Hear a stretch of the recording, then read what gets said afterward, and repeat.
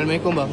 Waalaikumsalam bang. Ada nasi lemak sini bang eh? Ada bang. Nak try bang nasi lemak bang? Boleh bang. Boleh bang eh? Tengok macam ni bang nasi lemak bangi. Nasi lemak sepinggan bangi guys eh. Oh ni nasi dia. Itu berasap bang. Berasap panas-panas guys. Kita ambil lauk. Macam-macam lauk ada saya tengok ni. Tengok okey nasi. Ini portion dia. Okey baik-baik. Banyak juga portion. Okey bang. Macam biasa sambal dulu. Sambal nasi lemak bang. Sambal boleh. Saya dengar orang kata rasa mak-mak masak ni. Betul bang. Tengok ni. Oh pekat mak sambal ni. Lepas tu bahan-bahan dia lah macam biasa bahan-bahan. Bahan-bahan dia okey kacang, ikan bilis semua ada. Timun pun ada. Timun nak satu je bang. Hari ni tekak tak nak makan timun lah. Tekak tak nak makan timun. Nak rasa-rasa je. Timun nak satu. Satu je. Telur mata boleh. Telur mata. Telur mata boleh kan? Telur mata nak dua bang. Nak dua boleh. Telur mata nak dua. Satu. Cantik. Telur mata nak dua.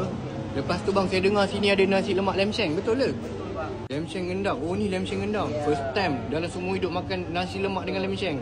Dekat sini je ada tau. Saya takut beli barang ya. Boleh. Kita sumbat je bang. Buat macam nasi kandar. Okey. Oh nasi lemak lem sheng guys.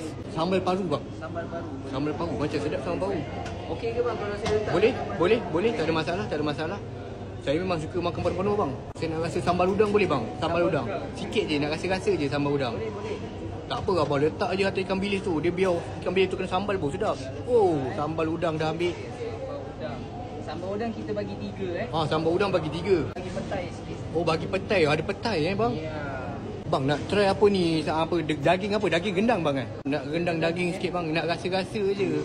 Tak adalah banyak sangat. Hari ni plan nak diet tapi macam dah terlebih ni. Okey, daging gendang pun dah ambil. Ui, banyak portion dia guys. Bang, ada sambal kerang? Nak sikit je bang sambal kerang. Nak sikit je, nak rasa-rasa je. Kerang kita tinggal ni. Boleh dapat rasa-rasa cukup lah. Fresh ni. Oh, banyak dah tu bang. Oh, mampu. Tak jadi diet hari ni. Okey, last lah bang. Ayam goreng berempah lah bang. Abang cadang ayam goreng berempah ke ayam sambal? Ayam goreng berempah. Berempah lah Champion bang. Champion kan. Sambal dah biasa. Kita ambil ayam goreng berempah guys. Apa? Tengok ni. Siap ada lagi segedap dia. Okey bang, terima kasih bang. Kita makan dulu jap Baik, boleh bang. Mantap.